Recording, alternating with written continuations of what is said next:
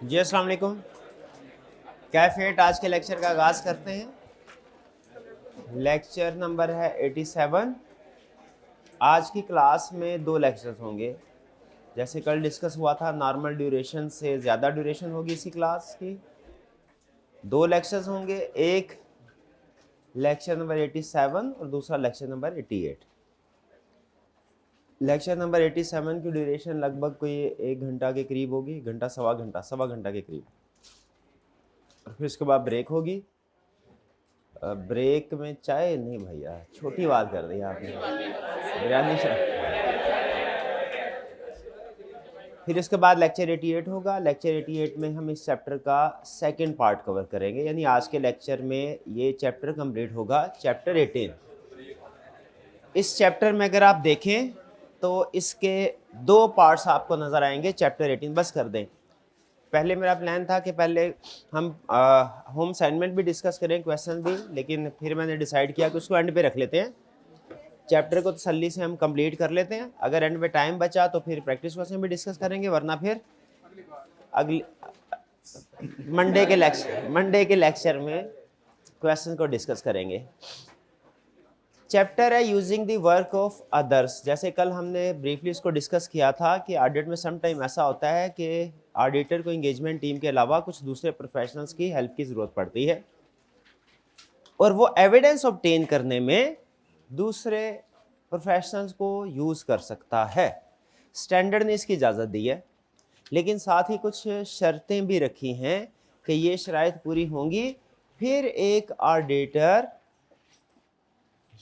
Engagement team के अलावा, other than engagement team, किसी प्रोफेशनल को यूज़ करते हुए, उसके वर्क को यूज़ करते हुए एविडेंस हासिल कर सकता है।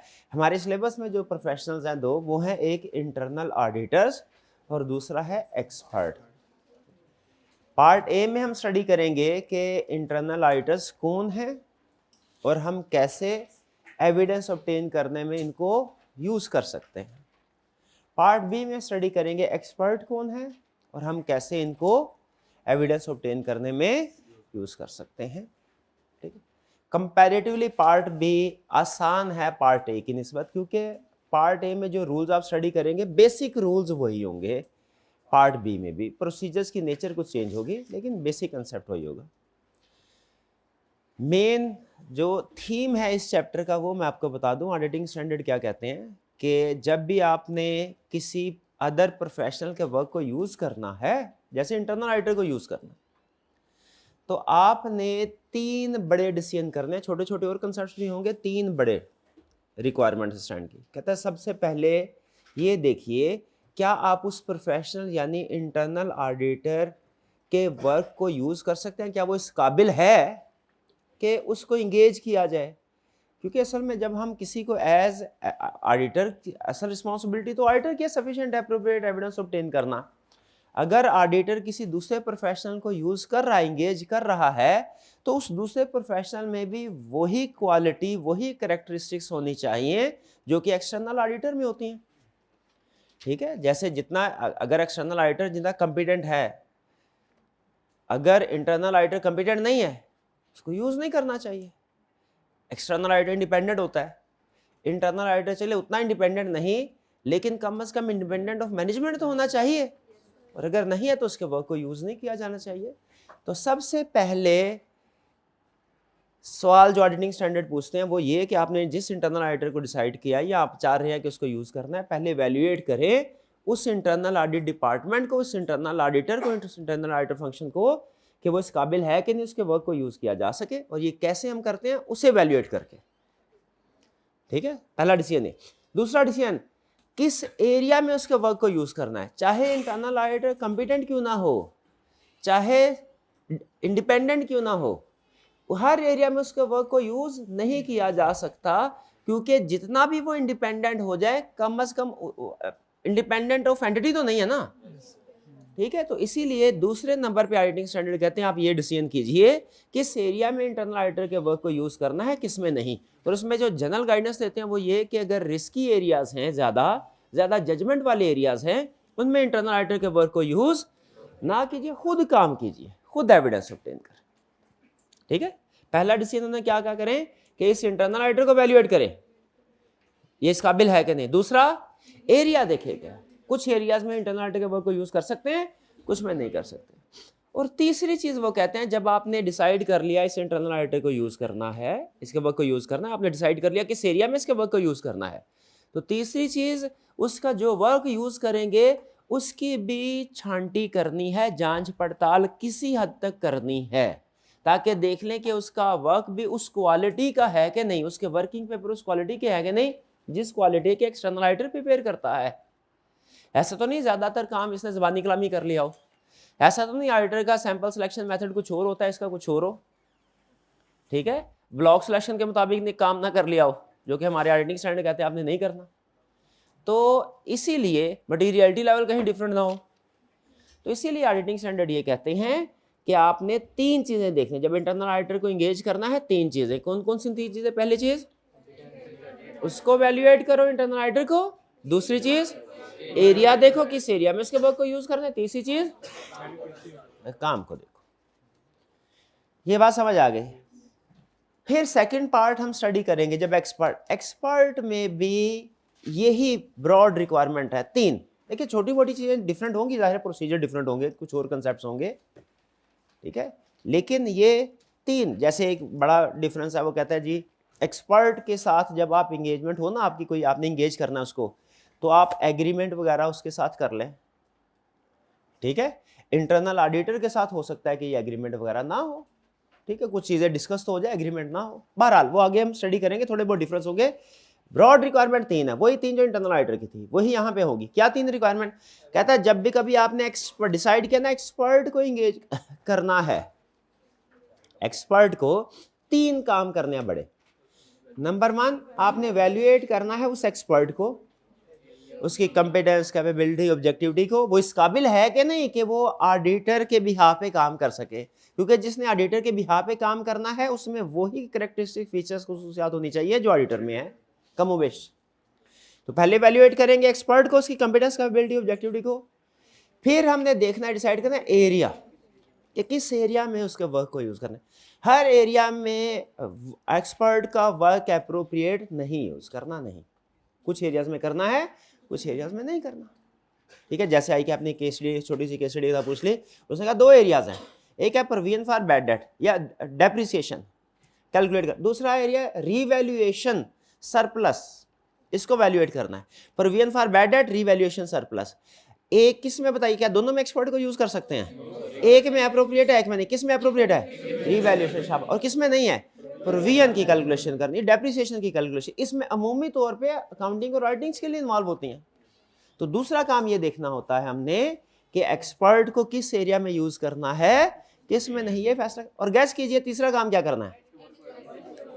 एडिक्वेसी ऑफ वर्क जो है इसको वैल्यूएट करना है कि क्या उसका वर्क हमारे लिए अप्रोप्रिएट या एडिक्वेट है कि। दो अल्फाज यूज करते हैं स्टैंडर्ड, अप्रोप्रिएट या एडिक्वेट, एक ही मतलब है कि उसने जो काम किया, इसका मतलब है जो एक्सपर्ट का काम है वो एज इट इज हमने एक्सेप्ट नहीं कर लेना, ये भी देखना है कि उसका काम ठीक है कि नहीं। और ये एक बड़ा क्वेश्चन मार्क है कि क्या ऑडिटर इस काबिल है या होता है कि एक्सपर्ट के काम को चेक करे कि वो ठीक है कि नहीं, ये एक बड़ा, क्योंकि वो जाहिर है उसकी फील्ड को स्पेशलाइज्ड नेचर की होगी। तो इसके बारे में भी गाइडेंस स्टैंडर्ड ने दिया जो हम स्टडी करेंगे। तो जो ओवरऑल थीम इस चैप्टर का है, आज के दोनों लेक्चर्स का है, वो आपने पिक कर लिया। चैप्टर डिवाइड हुआ 2 हिस्सों में, एक इंटरनल ऑडिटर, एक एक्सपर्ट। कॉमन क्या है? स्टैंडर्ड का रिक्वायरमेंट क्या है? आप चाहे जिसको मर्जी यूज करें, कुछ हालात में इंटरनल ऑडिटर को यूज करने की जरूरत पड़ती है, कुछ हालात में एक्सपर्ट को यूज करने की जरूरत पड़ती है। जिसको भी आप यूज कर रहे हैं, 3 काम करने हैं, उसको वैल्यूएट करना है, देखना है एरिया ठीक है कि नहीं, उसमें यूज कर सकते हैं, और रिसर्च के काम को। यहां तक क्लियर है? अच्छा, जरा मुझे बताइए, अगर कंसेप्ट बिल्ड हो रहा है तो मुझे बताइए इंटरनल ऑडिटर और एक्सपर्ट, इन दोनों में बेसिक डिफरेंस क्या है, इनकी एक्सपर्टीज में, इनके काम के हवाले से। इंटरनल ऑडिटर, देखिए डिफरेंस बहुत से हो सकता है, बड़ा डिफरेंस तो आपने ज़हन में रखना है इस चैप्टर के हवाले से, वो ये कि इंटरनल ऑडिटर अकाउंटिंग और ऑडिटिंग के काम का एक्सपर्ट होता है, वही काम जिसके हम एक्सटर्नल ऑडिटर एक्सपर्ट है। जबकि जो एक्सपर्ट है वो ऐसे काम में डील कर रहा होता है जिसकी एक्सपर्टीज हमारे पास नहीं है, वो फील्ड है other than accounting and auditing. ये डिफरेंस ध्यान में रखिएगा, ठीक है। ये एरिया डिसाइड करने में हेल्पफुल होते हैं। तो पहले इंटरनल ऑडिटर। अच्छा, इंटरनल ऑडिटर के बारे में कल जो ब्रीफ कंसेप्ट था इंट्रोडक्शन, वो हमने शेयर कर लिया था, ऐसा ही है? क्या हमें इन दोनों का डिफरेंस क्लियर है? एग्जाम में अगर डिफरेंस पूछे तो बता देंगे। फिर इसके बाद एक्टिविटीज़ की हेडिंग मैंने आपसे कहा था याद कर लेनी है। रीडिंग सारी करनी है, याद सिर्फ हेडिंग करनी है, वो भी आपने कर ली होंगी। और फिर इवैल्यूएटिंग इंटरनल ऑडिट फंक्शन, ठीक है, ये भी आपने पढ़ लिया। इसकी एक केस स्टडी दी थी। केस स्टडी में अगर आपने 50% से ज़्यादा फैक्टर्स आइडेंटिफाई कर लिए, वैल्यूएशन करनी थी ना उस केस स्टडी की, एंड में क्वेश्चन नहीं दिया था। चले ठीक है, कोई बात नहीं, केस स्टडी नहीं थी, कोई नहीं, अभी हम कर लेंगे इसको। लेकिन ये हमने डिस्कस तो कर लिया था ना कि अगर हमने ये देखना है internal audit independent of management है कि नहीं, किन फैक्टर्स पे डिपेंड करता है। बिल्कुल ठीक। अच्छा, ये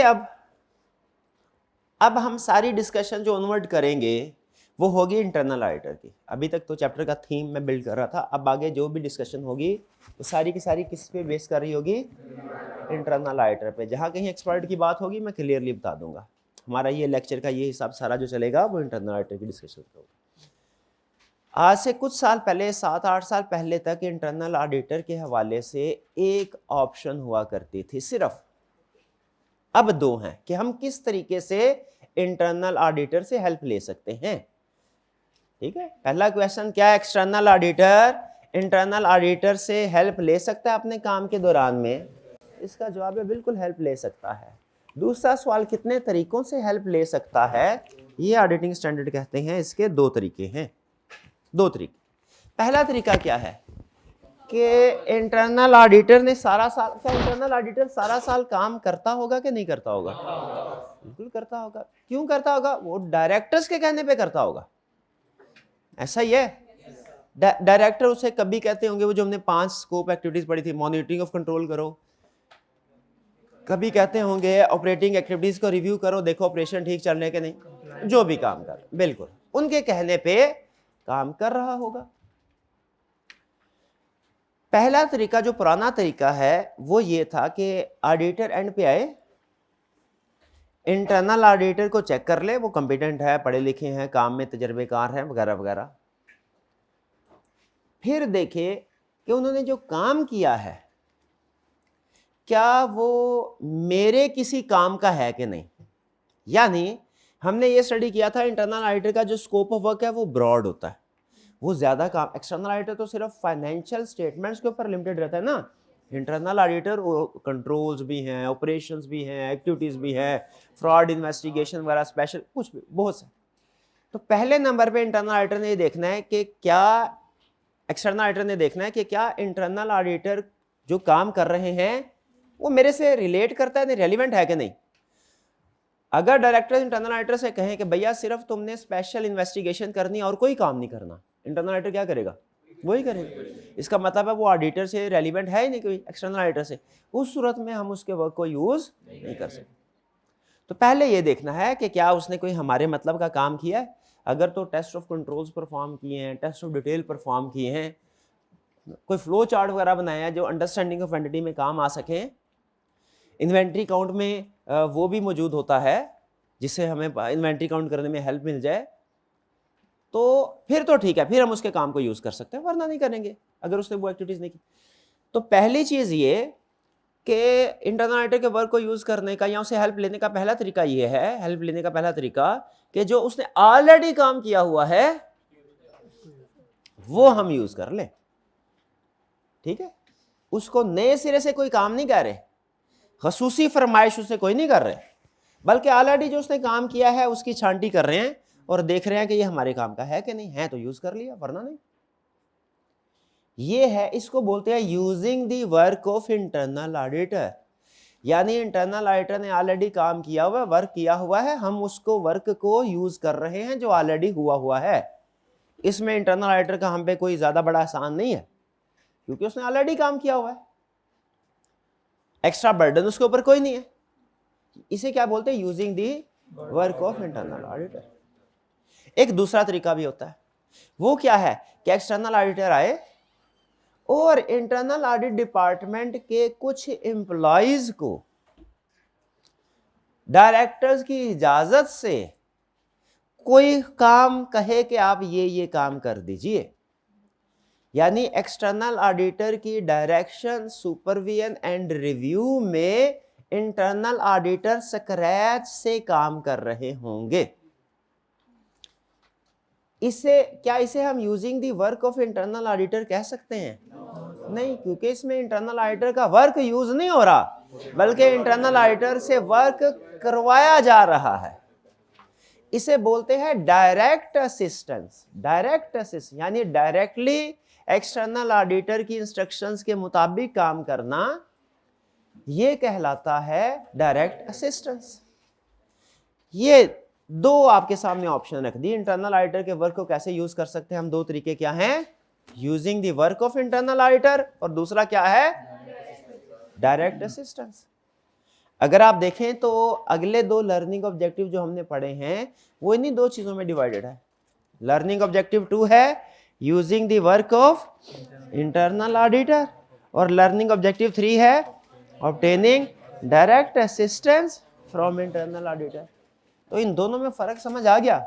यहां तो हम लर्निंग ऑब्जेक्टिव 2 कर रहे होंगे, यहां 3 प्रैक्टिकली बात कर रहा हूं। प्रैक्टिकली क्लास में तो दोनों को सीखने हैं। Direct assistance clear? अच्छा, आपसे मैं पूछ रहा हूं जजमेंटल क्वेश्चन।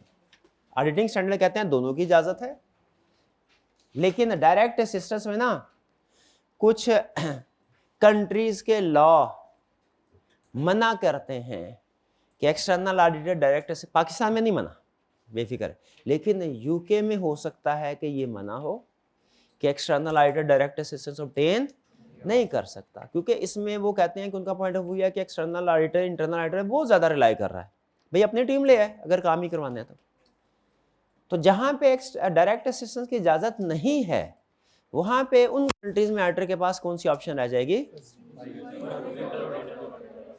सिर्फ using the work of internal auditor. लेकिन पाकिस्तान में फिलहाल ऐसी कोई प्रॉब्लम नहीं, दोनों ऑप्शंस हैं। और दूसरा डायरेक्ट असिस्टेंस में एक और प्रॉब्लम होती है। डायरेक्ट असिस्टेंस में हमें डायरेक्टर से परमिशन लेनी पड़ती है, एनओसी लेना पड़ता है एक तरह से कि सर हम आपके अंडर जो लोग काम कर रहे हैं आपके पेरोल पे हैं, हम अब उनसे अपनी निगरानी में काम करवाएंगे, आपको कोई इतराज तो नहीं। तो ये एक दो चीजें एग्री करनी पड़ती हैं, एक दो चीजें एग्री करनी पड़ती हैं डायरेक्टर्स के साथ या इंटरनल ऑडिट डिपार्टमेंट के लोगों के साथ। तो ये है हमारा अब इंटरनल ऑडिटर से हेल्प लेने के दो तरीके। पहला तरीका क्या है? यूजिंग द वर्क ऑफ दूसरा तरीका क्या है? Direct assistance. चलिए ठीक है, पहले पढ़ते हैं हम पुराना तरीका, using the work of internal auditor. इसमें सबसे पहले क्या करना है? इवैल्यूएट करना है इंटरनल ऑडिट फंक्शन। उसके काम को नहीं करना इवैल्यूएट। इवैल्यूएट किसको करना है? चेक किसको करना है? इंटरनल ऑडिटर को। उसके काम की बात नहीं कर रहे हम, ये ज़हन में रखिएगा, क्योंकि हमने उसके काम को भी चेक करना है। Evaluate adequacy of work of internal auditor भी है, लेकिन यहां पे क्या है? इवैल्यूएट। हाँ जी, एग्जाम में आपने ध्यान से देख लेना है। आप बताइए, ऑब्जेक्टिविटी का मतलब होता है इंडिपेंडेंस। क्या एक्सटर्नल ऑडिटर इंडिपेंडेंट या ऑब्जेक्टिव होता है? हमारे फंडामेंटल एथिकल प्रिंसिपल में लिखा हुआ ऑब्जेक्टिव होना है, होता है। इंटरनल ऑडिटर को भी एक्सटर्नल ऑडिटर के जैसा या उसके करीब तर, उतना तो नहीं हो सकता एग्जैक्टली, क्योंकि डायरेक्टर के अंडर है, करीब ऑब्जेक्टिव होना चाहिए। क्या एक्सटर्नल ऑडिटर कंपिटेंट होता है? क्या इंटरनल ऑडिटर को भी कंपिटेंट होना चाहिए? क्या external audit systematic and disciplined approach के साथ काम करता है, या रैंडम जो दिल में आ गया वही काम कर लिया? नहीं, हमारा वर्क पहले बाकायदा रिस्क असेसमेंट होती है, प्लानिंग होती है, रिव्यू होता है, डॉक्यूमेंटेशन होती है, क्वालिटी कंट्रोल स्टैंडर्ड्स फॉलो किए जाते हैं। ठीक है, ऐसे ज़बानी कलामी काम नहीं होता या रैंडमली काम नहीं होता। क्या इंटरनल ऑडिटर में भी ये खसूसियत होनी चाहिए? चलिए, तो जब हमने इंटरनल ऑडिटर को वैल्यूएट करना है, बाकी भी छोटी मोटी चीजें अगर हैं तो कोई हर्ज नहीं है, लेकिन स्टैंडर्ड कहता है 3 चीजें वैल्यूएट करनी है। Objectivity, competence, systematic and disciplined approach. Objectivity का मतलब क्या है? इंडिपेंडेंट हो। कॉम्पिटेंस का मतलब क्या है? कि वो जो काम कर रहे हैं उसमें उनकी ग्रिप हो, स्ट्रॉन्ग नॉलेज हो, एक्सपीरियंस हो, उनका नॉलेजेबल पार्टीज।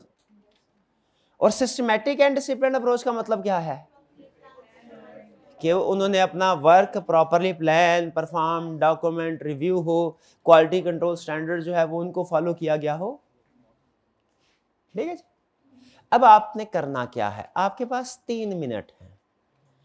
आपने लेवल ऑफ कंपिटेंस वैल्यूएट करेंगे तो क्या क्या चीजें देखेंगे ये पढ़ना है, और सिस्टमैटिक एंड डिसिप्लिन्ड अप्रोच देखनी है अगर इंटरनल ऑडिटर की, तो क्या क्या चीजें चेक करेंगे ये पढ़ना है, और मुझे बताना है कि कौन सी चीज आपको समझ नहीं आई।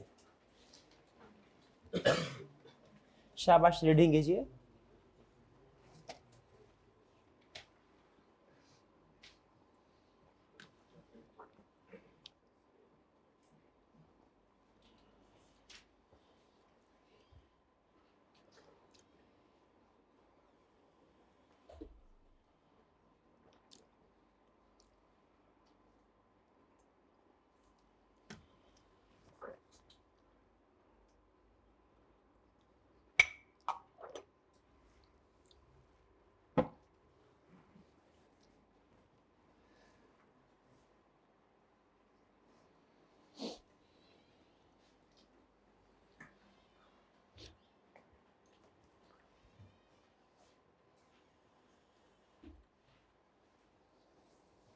जी,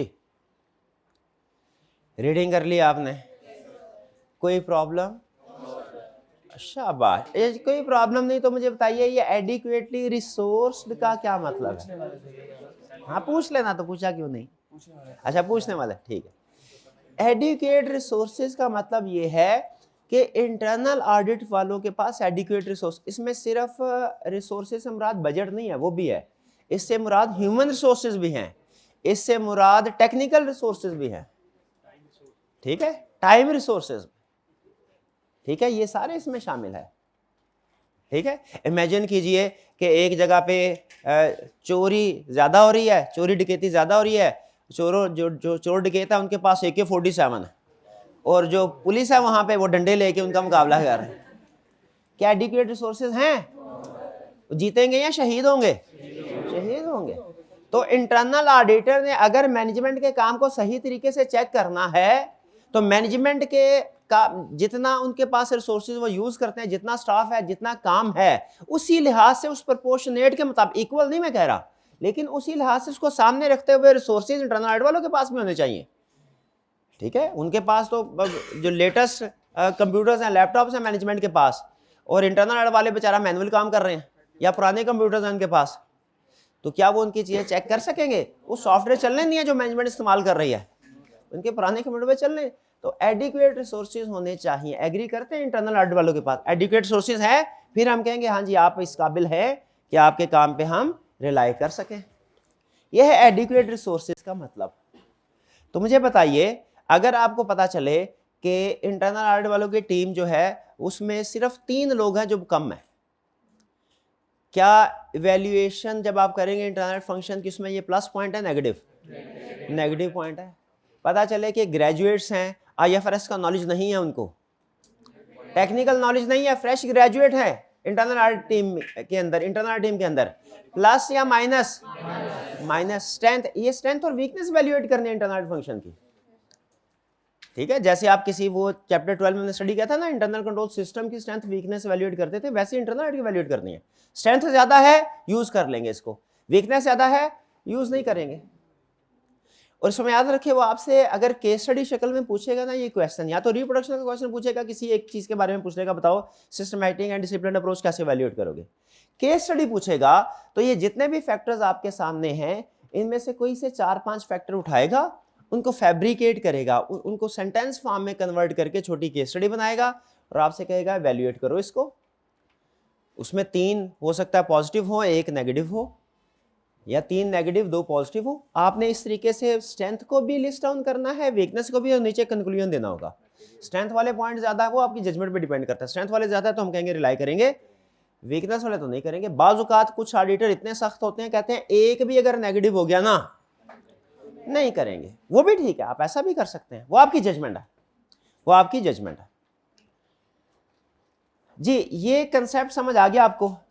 इसमें हमने क्या सीखा कि हमने जब कभी इंटरनल ऑडिटर के वर्क को यूज करना है, स्टेप नंबर 1 में उसको वैल्यूएट करना है, इंटरनल ऑडिटर को वैल्यूएट करना है। इंटरनल वैल्यूएट हो गया।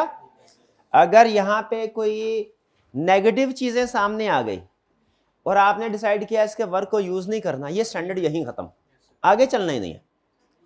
लेकिन अगर आप समझते हैं कि नहीं इसमें स्ट्रेंथ वाली चीज, इक्का दुक्का चीज में प्रॉब्लम है लेकिन स्ट्रेंथ वाली चीज ज्यादा है, हम इसको यूज कर सकते हैं, ये पास हो गया, ये पहला क्राइटेरिया निकल गया, फिर नेक्स्ट स्टेप पे जाना है। नेक्स्ट स्टेप में हाँ जी, area determine in which area work of internal auditor can be used. इसमें आप क्या एक्सपेक्ट करते हैं, आपसे पूछ रहा हूं। नॉर्मली जजमेंट किन, जहां रिस्क कम हो वहां पे यूज करें, जहां पे जजमेंट कम हो वहां पे यूज करें, ताकि ये फेवर ना दे सके, देना चाहे भी फेवर तो फेवर ना दे सके। हालांकि हम पहले चेक कर चुके हैं, ये मैनेजमेंट को फेवर दिया नहीं करते, अगर दिया करते हमें पहले पता चलता है ऑब्जेक्टिव डे मसला है, लेकिन हम फिर भी चांस तो है, ठीक है। कंपनी तो बहरहाल एक ही है, मुहावरा क्या, चोर चोरी से जाए हेरा फेरी से ना जाए। चले उनको बहुत ज्यादा फेवर नहीं, लेकिन शायद कहीं ना कहीं कोई डंडी मार, तो इसीलिए हमने दूसरे नंबर पे ये रूल नहीं है कि हर एरिया दे दो इंटरनल ऑडिट वालों को, ना ना ना ना ना ना, कुछ एरियाज में इनके वर्क को यूज कर सकते हैं, कुछ में नहीं कर सकते। यहां पे अब स्टैंडर्ड के पास 2 ऑप्शन थी। एक ऑप्शन ये थी कि वो आपको एक पॉजिटिव लिस्ट देता है एग्जांपल्स में कि इन में इंटरनल ऑडिटर के वर्क को यूज कर सकते हैं और बाकियों में कहता नहीं कर सकते। और एक ऑप्शन थी कि नेगेटिव लिस्ट देता कि इन एरियाज में वर्क को यूज नहीं कर सकते, बाकियों में कर सकते हैं। 2 ऑप्शन फिर से सुन लें। एक ऑप्शन ये कि वो लो रिस्क लो जजमेंट वाले एरियाज की एग्जांपल देता, कहता पॉजिटिव इनमें वर्क को यूज कर लो, बाकियों में ना करो। दूसरा तरीका क्या था कि आपको हाई रिस्क हाई जजमेंट वाले एरियाज की लिस्ट देता और कहता इसमें ना करो, बाकियों में कर लो। आपने देखना है उसने कौन सी ऑप्शन सेलेक्ट की है इंटरनल ऑडिटर के लिए। वो कहता है जी external auditor shall not use work of internal auditor in areas where high risk और जजमेंट इज, ये उसका बड़ा रूल है, वो हमने समझ लिया। फिर आगे कह रहा है इस रूल की रोशनी में ये एग्जांपल्स आपको दे रहा हूं। Normally work of internal auditor is used in following areas, पहले पॉजिटिव लिस्ट दे रहा है, और ये सारे एरियाज मैं देखे बगैर पढ़े बगैर बता सकता हूं कि लो रिस्क लो जजमेंट वाले होंगे। पहला documentation of counting and internal control system, वो चैप्टर 12 में याद है आपको, एंड पे हमने वो डॉक्यूमेंटेशन करनी होती है सिस्टम की, क्वेश्चनर के जरिए से, नरेटिव नोट्स के जरिए, फ्लो चार्ट के जरिए से। अगर वो ऑलरेडी इंटरनल ऑडिटर वालों ने किया हो तो बताइए क्या दोबारा सारा काम खुद से कर लें कि उनको यूज कर लें? यूज कर लें। लेकिन आपको याद है वहां पे भी उसने कहा था कि आपने अपडेट करना, शाबाश। तो रिलाय ब्लाइंडली हम कहीं पे भी नहीं कर रहे, कुछ ना कुछ हमने अपना काम रखा हो। Risk assessment perform by internal audit department, business risk हमने आइडेंटिफाई करने हैं, खुदा का खौफ करें, नहीं बिजनेस रिस्क हमने आइडेंटिफाई नहीं करने होते क्या? शुक्र है करने होते हैं। इंटरनल ऑडिट वालों ने भी अगर किए हुए हैं भाई चाहे देख जरूर लेंगे, लेकिन फर्ज कीजिए इन्होंने कुछ और कोई भी नहीं, एक ही बिजनेस रिस्क आइडेंटिफाई किया हो ना, अगर एक भी फर्ज करे तो हमें तो रेडीमेड ही मिल गया, हमारे लिए तो वो बोनस ही है। तो रिस्क असेसमेंट, लेकिन इसका ये मतलब हरगिज नहीं कि अपनी रिस्क असेसमेंट नहीं करनी, ना ना ना ना ना, अपनी जिम्मेदारियां पूरी कर, लेकिन अगर कोई काम उसने किया हुआ है उसको भी यूज कर।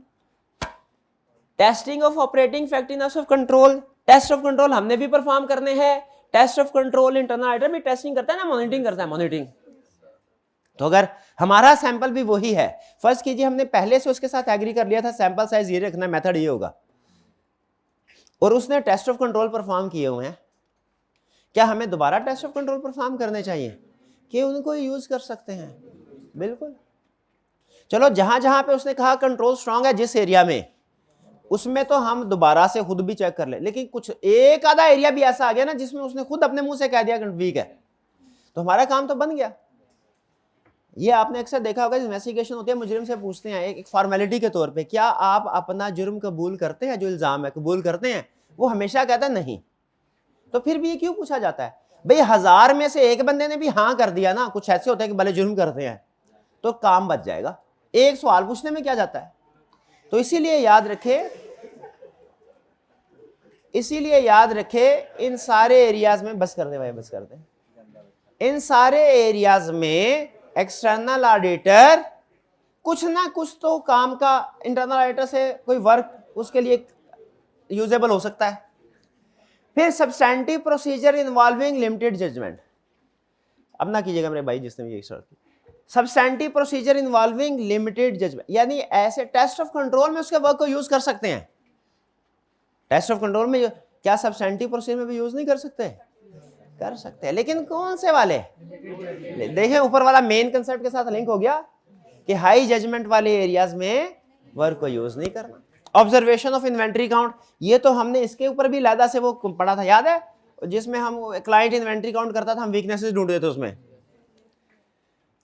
ठीक है? तो इसका मतलब यही है कि हम वो कंसेप्ट क्यों पढ़ा था? क्योंकि अगर हमें पता चले वो ऑब्जर्वेशन ठीक कर रहे हैं, तो जिन एरियाज को हमने विजिट नहीं किया, इंटरनल ऑडिट वालों ने विजिट किया है, उनकी लिस्ट पे रिलाई कर सकते हैं अगर वो सही सही काम करते हैं। मकसद ये था, वरना तो जिस एरिया में वो काम कर रहे थे, उस लोकेशन पे, उस वेयर हाउस में हम खुद भी मौजूद थे, जब हम खुद पहुंच गए उधर, तो फिर रिलाई करने का क्या मकसद? वो हम इसलिए चेक करते थे कि काम सही कर रहा है कि नहीं कर रहा, कि दूसरी लोकेशन जिसमें हम विजिट नहीं किया, इंटरनल ऑडिटर कर उसके वर्क को देख सके। ऑब्जर्वेशन, वो याद है ना केस स्टडी, उसमें नॉर्मली कौन कौन सी वीकनेसेस होती थी? जरा 2-3 बता दें, फिर आगे चलते हैं।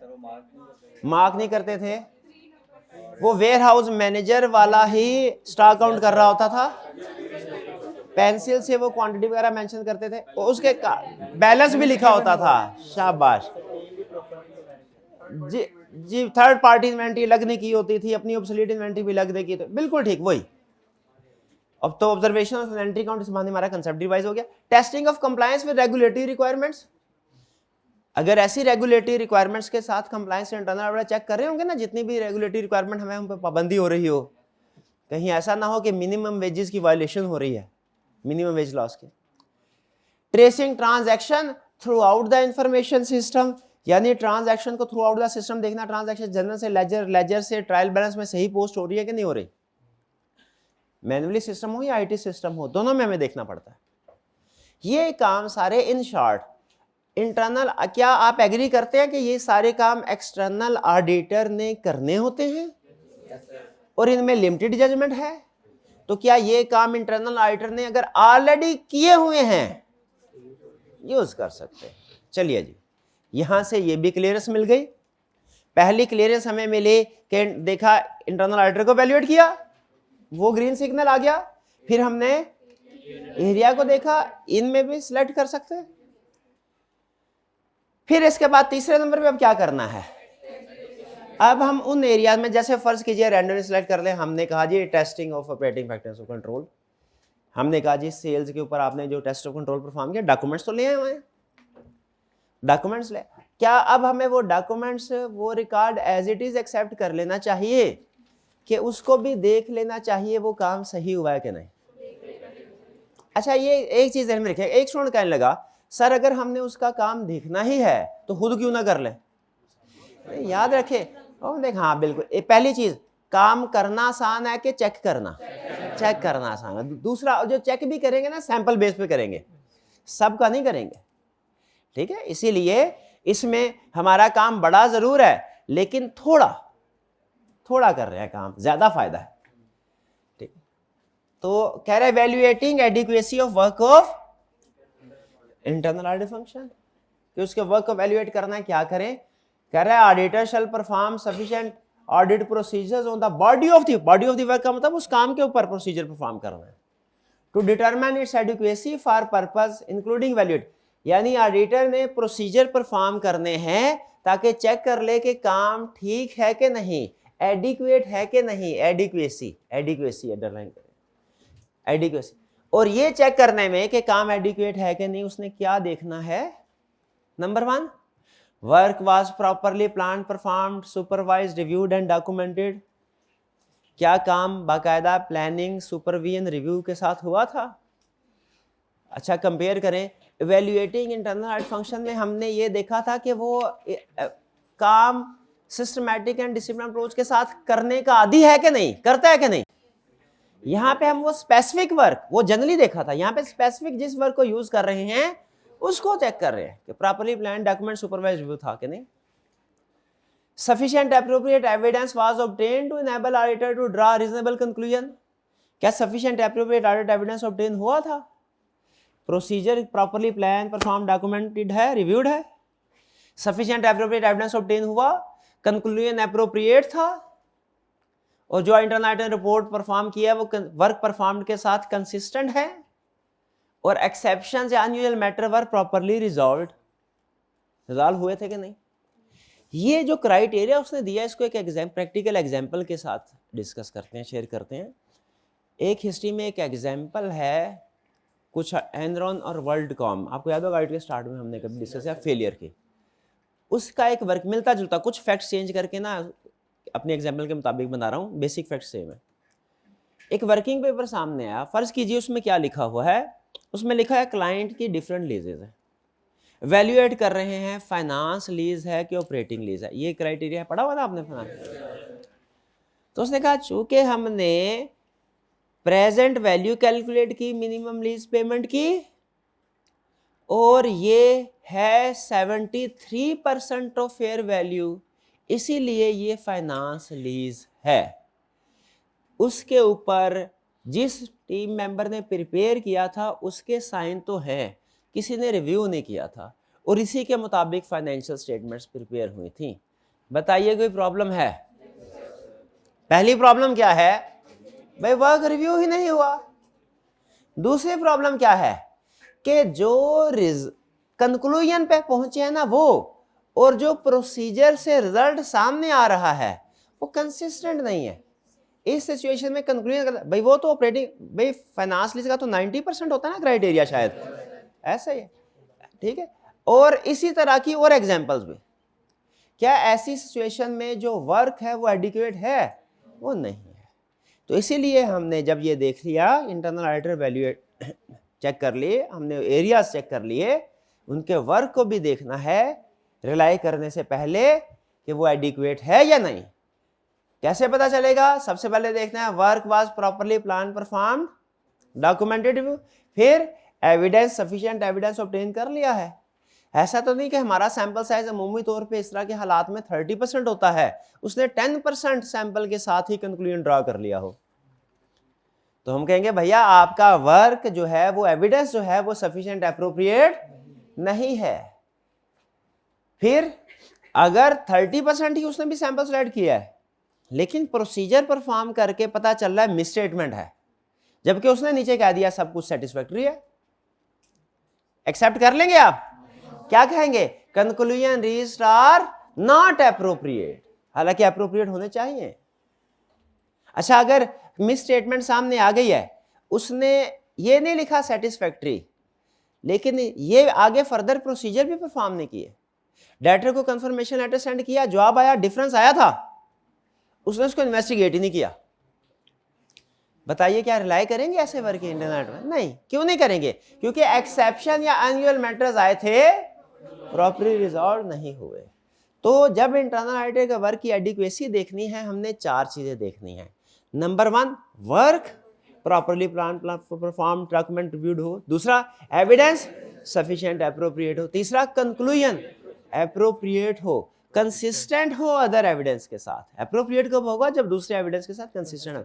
और फोर्थ, एक्सेप्शन अगर कोई आइडेंटिफाई हुए हैं, प्रॉपर्ली रिजॉल्व हुए हो। तो जब आपने वैल्यूएट करना है एडिक्वेसी ऑफ वर्क, तो क्या चीजें देखनी है? 4 चीजें क्या देखनी है? Work, evidence, conclusion, exception. बोले फिर से, work, evidence, conclusion, exception. Work, evidence, conclusion, exception. बस ठीक है।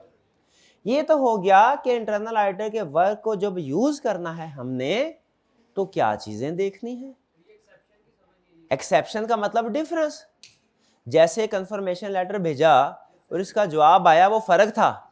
आज हमने ऑडिटिंग स्टैंडर्ड में क्या सीखा है, क्या करना चाहिए, इन्वेस्टिगेट करना चाहिए। कंफर्मेशन वाला चैप्टर 14 में पढ़ा था, उसने नहीं किया, उसने नहीं किया तो गलत किया ना, उसके काम पे एतबार नहीं करेंगे। मसले मसाइल निकाल देता है, उसका काम इतना को है कि वो मसले मसाइल निकाल लेता है, लेकिन उसके बाद उसको आगे रिजॉल्व नहीं करता, हैंडल नहीं करता, तो पूरा काम नहीं कर रहा, आधा काम कर रहा।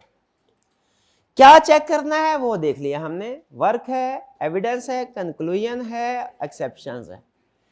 कैसे करना है, समझ रहे, क्या करना है, कैसे कर, भाई कोई प्रोसीजर परफॉर्म करेगा, ऐसा ही है। प्रोसीजर कौन से होंगे, इंक्वायरी, ऑब्जर्वेशन, इंस्पेक्शन, रीपरफॉर्मेंस। क्या प्रोसीजर, क्या करना है, चार काम, कैसे करना है ये भी चार, लेकिन ये चार प्रोसीजर होंगे कैसे करना है, वो तो ओवरऑल ऑब्जेक्टिव था। ये procedure, inquiry, observation, inspection, 7 procedure याद है ना, उन्हीं में से 4 हैं, तो ये 4 करने हैं। एक स्टूडेंट कहने लगा सर 3 से तो मैं एग्री करता हूं, 1 से मेरा इख्तलाफ है। इंक्वायरी आपने बोला करेंगे जी, पूछ लेंगे उनसे, ऑब्जर्वेशन कर लेंगे, इंस्पेक्शन भी कर लेंगे, री परफॉर्मेंस भी अगर हमने ही करनी है तो फिर यूजिंग वर्क की क्या जरूरत है, खुद से कर। हाँ जी, री परफॉर्मेंस में अहम लफ्ज क्या है, सैंपल बेसिस, इसको अंडरलाइन करें, ठीक है जी। हाँ बिल्कुल, उसके बाद री परफॉर्मेंस रिजल्ट को कंपेयर भी कर सकते हैं आप, हमारे मुताबिक रिजल्ट क्या है उसके मुताबिक क्या है, और करना चाहिए बल्कि, शाबाश, अच्छी बात। अच्छा, अब ये जो प्रोसीजर परफॉर्म करने हैं ये कम करेंगे कि ज्यादा करेंगे, ये डिपेंड करता है आपकी वैल्यूएशन के ऊपर और डिपेंड करता है एरिया के ऊपर। हालांकि हमने देखा है वो कॉम्पिटेंट है, लेकिन फिर भी हो सकता है कुछ थोड़ी बहुत।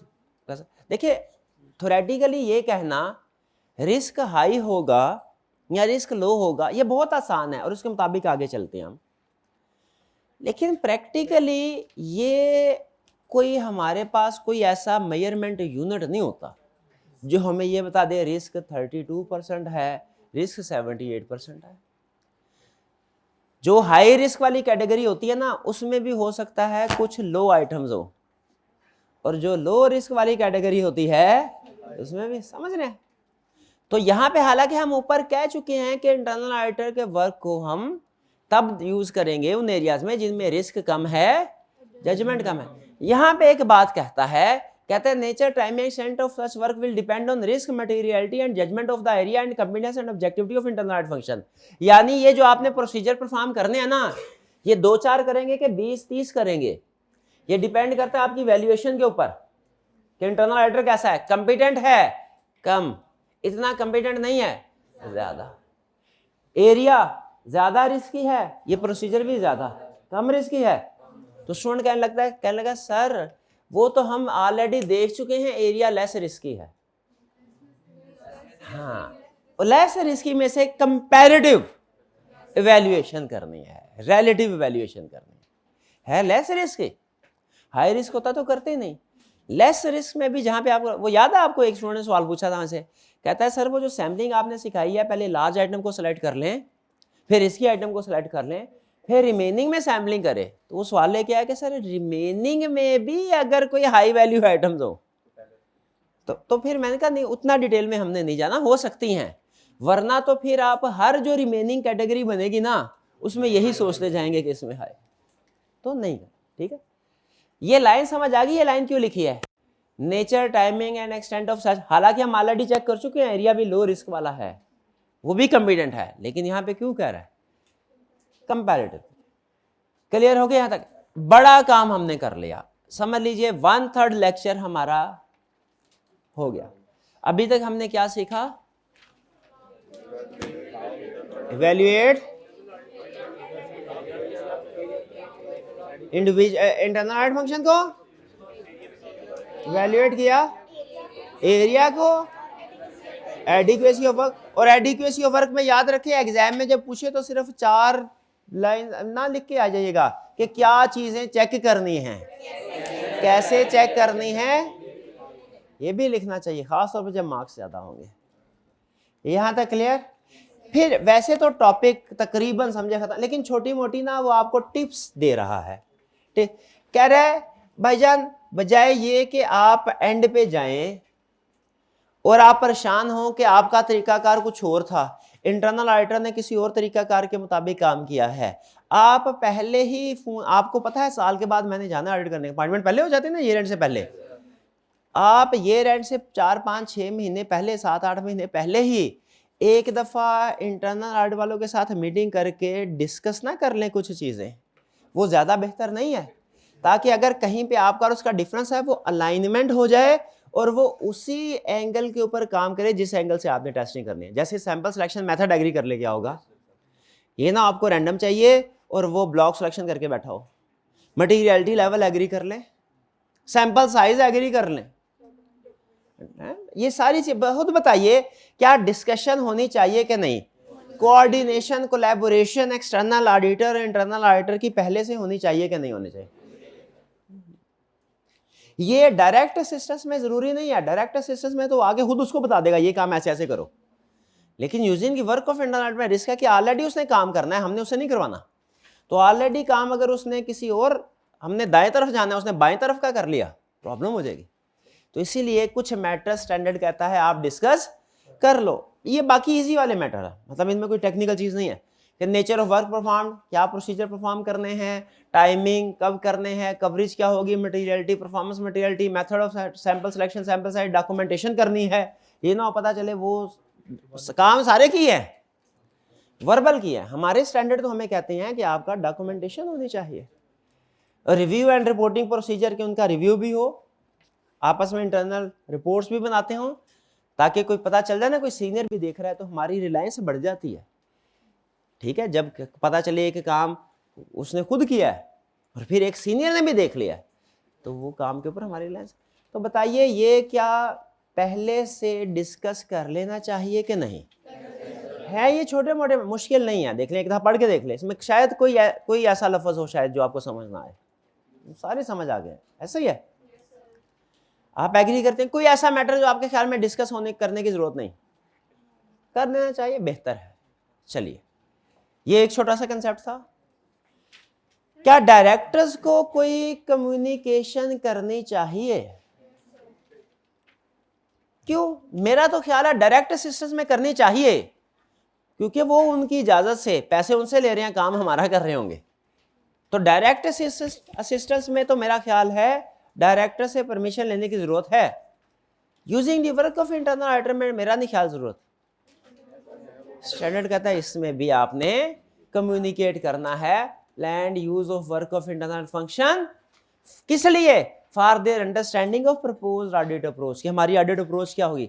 आपको याद होगा ऑडिट स्ट्रेटजी में उसमें हम कहते थे ना कि कुछ मैटर्स जो हैं वो हमने डिस्कस कम्युनिकेट करने होते हैं। रिस्पॉन्सिबिलिटी में भी था ऑडिट सिग्निफिकेंट मैटर्स कम्युनिकेट करने, तो उसमें एक था ऑडिट अप्रोच। तो चूंकि हमारी ऑडिट अप्रोच है इंटरनल ऑडिटर का, और ये रिक्वायरमेंट याद रखें सिर्फ इंटरनल ऑडिटर के नहीं है, ये हर केस में है। इंटरनल ऑडिटर के वर्क को यूज करते हैं तब भी कम्युनिकेट करना है, इंटरनल ऑडिटर से डायरेक्ट असिस्टेंस लेते हैं कब भी यूज कम्युनिकेट करना है डायरेक्टर्स को, एक्सपर्ट को इंगेज करते हैं तब भी यूज करना है, कम्युनिकेट करना है। इवन जो दूसरे प्रोफेशनल्स हैं जो हमारे सिलेबस में नहीं है उनको भी इंगेज करना हो ना तो कम्युनिकेट करेंगे। और एक और कंसेप्ट से आपको लिंक करवा दूं, ये जब हम चैप्टर 8 एंगेजमेंट लेटर स्टडी कर रहे थे उसमें भी एक जगह पे था कि अगर ऑडिटर प्लान कर रहा है इंटरनल ऑडिटर को यूज करना है, एक्सपर्ट को यूज करना है, कंपोनेंट तो कम्युनिकेट करेगा। ये वही रिक्वायरमेंट पूरी हो रही है। क्लियर? कम्युनिकेशन बता देना चाहिए। ओके, ये भी एंड में। अच्छा, गैस कीजिए क्या कुछ डॉक्यूमेंटेशन होगी? क्या डॉक्यूमेंटेशन होगी? हिंट दे रहा हूं, जो जो काम आपने किया है ना उसकी डॉक्यूमेंटेशन होगी। गैस करें इंटरनल ऑडिटर के हवाले से वैसे तो ऑडिटर जो भी काम करता है उसकी डॉक्यूमेंटेशन होती है, स्पेसिफिकली इंटरनल ऑडिटर के हवाले से क्या डॉक्यूमेंटेशन होगी? हमने जो वैल्यूएट किया है वो वाले मैटर डॉक्यूमेंट करेंगे, एरिया का डिसीजन किस एरिया में उसको यूज करना है वो डॉक्यूमेंट करेंगे, उसके वर्क की एडिक्वेसी चेक करने के लिए क्या प्रोसीजर परफॉर्म किए हैं वो डॉक्यूमेंट करेंगे। चले जरा देखते हैं कि क्या वो यही चीजें डॉक्यूमेंट करने को कह रहा है या कुछ और। पहले नंबर पे उसने कहा है कि अगर इंटरनल ऑडिटर के वर्क को यूज करना है, कॉम्पिटेंस लेवल तो डॉक्यूमेंट करो, क्या क्या, वैल्यूएशन, वही चीज, कॉम्पिटेंस की भी ऑर्गेनाइजेशनल स्टेटस, यानी वो इंडिपेंडेंट है कि नहीं विद इन द ऑर्गेनाइजेशन, कहीं ऐसा तो नहीं मैनेजमेंट के अंडर है, और सिस्टमैटिक एंड डिसिप्लिन अप्रोच, यानी तीनों चीजें। ये पहली रिक्वायरमेंट पूरी हो, डॉक्यूमेंट कर ले। दूसरा, basic regarding nature extent of work, कौन सा वर्क यूज करना है, दूसरी रिक्वायरमेंट। और तीसरा, ऑडिट प्रोसीजर परफॉर्म्ड बाय, जो प्रोसीजर परफॉर्म किए हैं वर्क की एडिक्वेसी चेक करने के लिए, वो डॉक्यूमेंट। यानी वही तीन चीजें जो बड़ी चीजें, डिस्कशन के लिए नहीं कहा उसने, कम्युनिकेशन नहीं कहा उसने, वो छोटी चीजें थी, दो कंसेप्ट हैं, बड़े तीनों कंसेप्ट उसने कहा डॉक्यूमेंट करें। क्या क्या, valuation of internal audit function, फिर एरिया, और तीसरा एडिक्वेसी ऑफ वर्क। ऐसी कोई चीज रह तो नहीं किया हम वाले, ये सारी से डॉक्यूमेंट डन जी। चलिए अब है भाई, टीए हैं कोई इधर बैठे, पूछे कोई बिरयानी का इंतजाम हो गया कि नहीं हो गया, तो अभी ब्रेक कर लेते हैं, वरना फिर थोड़ा सा आगे चलते हैं। नहीं? आप ऐसा करें, नहीं अभी देख लेते हैं। आप ऐसा करें, एक दफा रीड करके ना, आपके पास 5 मिनट का टाइम है, क्विक रीडिंग करनी है आपने, ये सारे कंसेप्ट्स की क्विक रीडिंग करनी है आपने, 5 मिनट है, 5 मिनट के तक हम पता करते हैं। अगर बिरयानी आ गई तो यहीं पे ब्रेक, वरना फिर आगे चलेंगे डायरेक्ट और ब्रेक उसके बाद, ठीक है जी। चलिए जी, 5 मिनट की ब्रेक है, लर्निंग ऑब्जेक्टिव रीड कर लें। 5 मिनट की ब्रेक है, लर्निंग ऑब्जेक्टिव को रीड कर लीजिए, पास कर जी। बिरयानी में अभी देर है, आधा घंटा इंतजार करना पड़ेगा मुझे, तो मीनवाइल हम लेक्चर को आगे बढ़ाते हैं, डायरेक्ट असिस्टेंस भी कर लेते हैं साथ, ठीक है। लेकिन पहले यहाँ तक कोई भी क्वेश्चन आपके जहन में हो तो पूछ लीजिए जी मेरे भाई।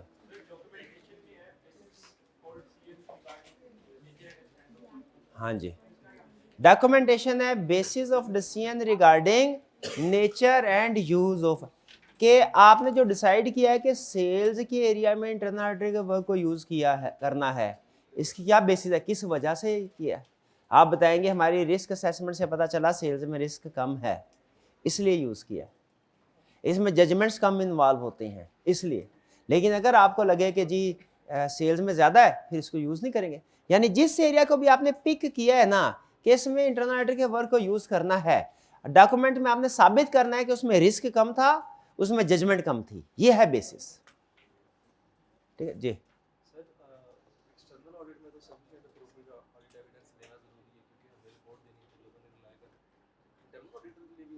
एक्सटर्नल ऑडिटर के लिए तो सफिशिएंट एप्रोप्रिएट एविडेंस ऑब्टेन करना जरूरी होता है, क्या इंटरनल ऑडिटर के लिए भी जरूरी है? इसका जवाब है यस।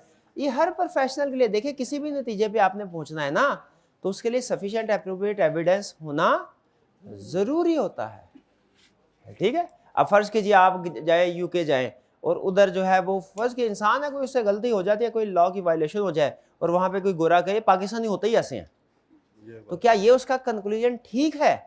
नहीं, ये सफिशिएंट एप्रोप्रिएट एविडेंस की मैं हम ये नहीं कह रहे ठीक है, हम ये भी नहीं कह रहे गलत है, हम ये कह रहे हैं कि सफिशिएंट एविडेंस की बेस पे नहीं है, एक पर्सन एक पूरे रीजन, कंट्री या सोसाइटी का रिप्रेजेंटेटिव नहीं होता। और ये रिक्वायरमेंट जनरली है, ये सिर्फ ये नहीं कि हमारे एक्सटर्नल ऑडिट के प्रोफेशन, इंटरनल ऑडिट के प्रोफेशन में, हर प्रोफेशन में आप जिस नतीजे भी पहुंचे तो एविडेंस आपके पास सफिशिएंट होना चाहिए। और क्या क्वेश्चन जी?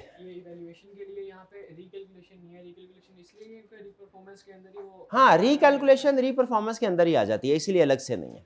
उसने सिर्फ 4 पोस्टें बताएं, कौन से? इंक्वायरी, ऑब्जर्वेशन, इंस्पेक्शन और रीपरफॉर्मेंस। नहीं नहीं, 2 दफा ऑडिट क्यों होगा इस तरह? वो तो इंटरनल ऑडिट वाला अपने पर्पस के लिए कर रहा है ना, उससे तो अपनी रिपोर्ट बना के डायरेक्टर्स को देनी है, हम तो एक ही रिपोर्ट देंगे। हाँ जी, अच्छा अब चलते हैं obtaining direct assistance from internal auditor. है ये इंटरनल ऑडिटर का ही सब टॉपिक, लेकिन using the work of internal auditor से इंडिपेंडेंट है। इसमें हमारा तरीकाकार ही चेंज हो जाता है। इसमें हम कहते हैं भैया इंटरनल ऑडिटर तुम अपने काम को उधर ही छोड़ो, तुम खुद आ जाओ, हम खुद तुमसे काम करवा लेंगे। डायरेक्ट असिस्टेंस के क्या कहता है, पहले डिफाइन करता है इज दी। अच्छा एग्जाम में खास तौर पे आपने देखना है क्वेश्चन के अंदर अगर डायरेक्ट असिस्टेंस का लफ्ज हुआ तो आपने using the work of internal auditor के कंसेप्ट की तरफ नहीं जाना। ये एक दफा स्टूडेंट गलती कर चुके हैं कुछ, कि क्वेश्चन में क्लियरली उसने बोला था direct assistance, student using the work of internal auditor का कंसेप्ट लिखा है जो कि अपोजिट था। कुछ रिक्वायरमेंट सेम है लेकिन कुछ डिफरेंट है। अगर वो कहीं वैल्यूएट करो इंटरनल ऑडिट फंक्शन को, वो यूजिंग दी वर्क में भी करते हैं, वो डायरेक्ट असिस्टेंस में भी करते हैं, भी ऐसा ही है। डायरेक्ट असिस्टेंस में ये थोड़ी कहेंगे कि जो भी तुम लोगों का है फारग सा बंदा वो भेज दो, उसमें भी वैल्यूएट करेंगे और वैल्यूएट करने के फैक्टर्स वही हैं। यही वजह है कि उसने यहाँ पे वैल्यूएशन डायरेक्ट असिस्टेंस के अंदर वैल्यूएटिंग इंटरनल ऑडिट फंक्शन का कंसेप्ट डिस्कस नहीं किया। इसलिए डिस्कस नहीं किया कि वो रेलिवेंट नहीं है, रेलिवेंट है, इसलिए डिस्कस नहीं किया कि वो कहता है मैं ऑलरेडी डिस्कस कर चुका हूं। ठीक है, यहां पे खुद बताइए क्या डायरेक्ट असिस्टेंस में वैल्यूएटिंग इंटरनल ऑडिट फंक्शन होनी चाहिए? होनी चाहिए। क्यों होनी चाहिए? क्योंकि हम जिस बंदे से काम करवा रहे हैं वो कमिटेंट होगा कि नहीं। ठीक है जी, तो डायरेक्ट असिस्टेंस होने, लेकिन यहाँ पे डायरेक्ट असिस्टेंस में वो वैल्यूएशन कैसे करने हैं इंटरनल ऑडिट की, वो आपको नहीं मिलेगा। क्यों नहीं मिलेगा? वो पहले सीख चुके हैं। स्टैंडर्ड कहता है मैं एक जगह पे बता चुका हूँ, दूसरी जगह पे रिपीट थोड़ी करूंगा। ठीक है, और डायरेक्ट असिस्टेंस का कंसेप्ट इजी है, using the work of internal audit. उसकी रीजन पता है क्या है? इसमें याद करने वाली चीजें नहीं है, उसमें 2-3 याद करने वाली चीजें थी। वैल्यूएटिंग इंटरनल ऑडिट फंक्शन में याद करने वाली चीज थी, उसके बाद जो एडिक्वेसी उसमें याद करने वाली चीज, एरियाज याद करने वाली चीज, डॉक्यूमेंट, इसमें इतनी ज्यादा याद करने वाली चीजें नहीं है, ये कंसेप्ट बेस्ड जाता है। कह रहा है direct assistance is the use of internal auditor to perform audit procedure, कि इसमें ऑडिट प्रोसीजर परफॉर्म करेगा under the direction, supervision and review of, इसको अंडरलाइन कर ले, under the direction, supervision and review, यानी काम कर रहा है इंटरनल ऑडिटर किसकी छतर छाया के नीचे? डायरेक्टर की छतर छाया के नीचे नहीं, एक्सटर्नल ऑडिटर। समझ? डायरेक्शन, इसका मतलब है, डायरेक्शन का मतलब क्या होता है? काम करने से पहले बताना कैसे काम करना है। सुपरविजन का मकसद क्या, मतलब क्या होता है? काम करते हुए साथ साथ चेक करना काम सही कर रहे हैं कि नहीं। रिव्यू का मतलब क्या होता है? काम करने के बाद चेक करना काम सही हुआ कि नहीं। ये तीनों काम एक्सटर्नल ऑडिटर करेगा इंटरनल ऑडिटर के, डायरेक्शन भी वही देगा, सुपरविजन भी वही, रिव्यू भी। Using the work of internal auditor में तीनों काम डायरेक्टर्स कर रहे थे। एक्सटर्नल ऑडिटर फिर डिटरमिन। अच्छा अब डायरेक्ट असिस्टेंस समझ आ गया आपको। अब अगेन उसी चीज के मुताबिक चले। सबसे पहले क्या डिसाइड करना है कि काम इंटरनल डायरेक्ट असिस्टेंस के लिए यूज करना है कि नहीं करना है इनको। वो कह रहा है external auditor shall consider following factor before obtaining direct assistance, whether law prohibits direct assistance. अगर लॉ ने मना कर दिया डायरेक्ट असिस्टेंस ऑब्टेन नहीं कर सकते तो मतलब, जैसे मैंने बताया यूके में मना है डायरेक्ट, इसका मतलब लॉ ने मना कर दिया, ये कंसेप्ट ही खत्म। ठीक है, लेकिन पाकिस्तान में ऐसी रिक्वायरमेंट को मेरी नजर में फिलहाल नहीं। Objective and combination of internal audit function देखो, रिस्क एंड जजमेंट देखो। हमने कहा ये बताने की क्या जरूरत थी, ये तो हमें पहले ही पता है कि जो रिस्की एरियाज हों, जजमेंट वाले एरियाज हों, उनमें इंटरनल ऑडिटर को नहीं लेके आना। अगर इंटरनल ऑडिट की कॉम्पिटेंस में मसला हो, ऑब्जेक्टिविटी में मसला हो, फिर भी इनसे डायरेक्ट असिस्टेंस, ये तो हमें पहले ही पता था, ये बात नहीं है, ये पहले ही पता, कोई बात नहीं। लेकिन मुझे बताइए यहाँ पे ये तो कह रहा है कि अगर इंटरनल ऑडिटर में ऑब्जेक्टिविटी कॉम्पिटेंस ना हो तो डायरेक्ट असिस्टेंस ना लो, लेकिन ये नहीं बता रहा कि ऑब्जेक्टिविटी और कॉम्पिटेंस चेक करने कैसे चेक करेंगे हम, पहले बता चुका है। ठीक है जी, बार बार नहीं बताएगा। पहली बात हो गई, किन एरियाज में यूज करना है, सॉरी यूज कर सकते हैं कि नहीं, डायरेक्ट असिस्टेंस यूज कर सकते हैं कि नहीं, ये किस में डिपेंड करेगा। दूसरा अगला डिसीजन क्या है बोला, कहां पे यूज करना है। अब आपने खुद मुझे कंपेयर करके बताना है इसमें और प्रीवियस कंसेप्ट में क्या फर्क है। वो पॉजिटिव लिस्ट थी, इसका ध्यान रखना है, इसका ध्यान रखना है। Direct assistance shall not be used in following areas, किन एरियाज में, higher risk, significant judgement, fraud risk, unannounced procedure, अचानक छापे मारने हैं तो जाहिर है नहीं बताना ना उनको, मैनेजमेंट के ऊपर अचानक छापा मारना है, इंटरनल ऑडिट वालों को भी, हालांकि वो हमारे साथी होंगे लेकिन फिर भी उतने तो इंडिपेंडेंट नहीं है जितने हम हैं।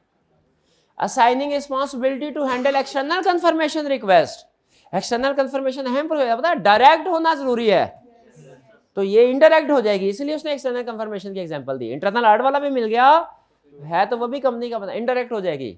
Decision regarding internal audit function, कि इंटरनल ऑडिट में किन लोगों को चुनना, कौन से एरियाज पे काम करना चाहिए, ये फैसला किसको करना चाहिए,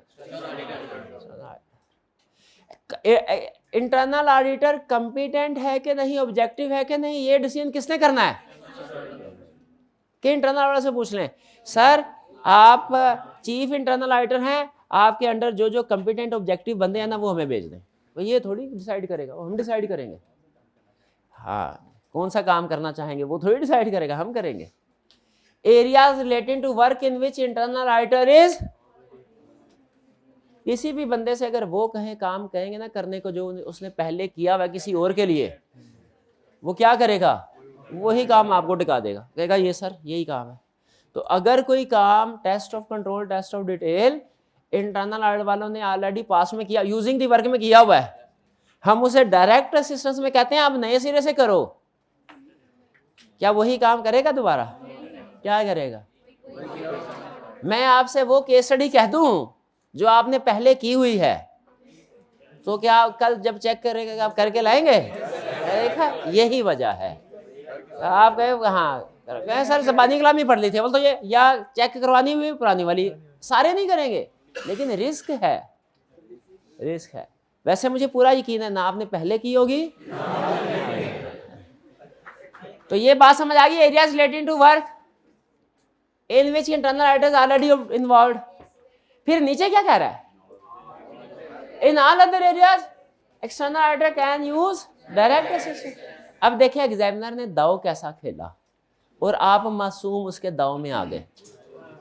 उसने कहा एक्सटर्नल ऑडिटर डायरेक्ट असिस्टेंस के लिए डिसीजन कर रहा है, बताइए वो कौन कौन से एरियाज हैं जिनमें डायरेक्ट असिस्टेंस ऑब्टेन कर सकता है। क्या करना था, आपने कहा था इन्हें मैं नहीं कर सकता, बाकियों में कर सकता है, यही था ना। स्टूडेंट कहने लगे नहीं ये डायरेक्ट असिस्टेंस तो नेगेटिव लिस्ट होती है, यूजिंग दी वर्क में पॉजिटिव लिस्ट है, रिक्वायरमेंट में पूछ रहा है पॉजिटिव लिस्ट, वो वाली पूछ, वो लिख के सच में आ गए। हालांकि क्वेश्चन में क्लियरली डायरेक्ट असिस्टेंस का वर्ड था, तो जब डायरेक्ट असिस्टेंस का वर्ड था तो इसका मतलब है आपको यूजिंग दी वर्क में नहीं जाना था, डायरेक्ट असिस्टेंस में आना था। इस बात का आप लोग ध्यान रखेंगे। चले अच्छा, अब ये फैसला हो गया हमने इंटरनल ऑडिट वालों को से डायरेक्ट असिस्टेंस लेनी है। दूसरा फैसला भी हो गया किन एरियाज में लेनी है। अब कह रहा है कि आप एग्रीमेंट कर लें आगे चलने से पहले, दो एग्रीमेंट, एक डायरेक्टर के साथ एग्रीमेंट करें कि भैया आपकी इजाजत है, हम इनसे अपनी असिस्टेंस ऑब्टेन कर रहे हैं, आप दरमियान में इंटरफेयर नहीं करेंगे। ये ना 2 दिन हम काम करवाएं, बाकी 3 दिन का काम बाकी है और आप उन्हें वापस बुला लें, ऐसा नहीं होगा।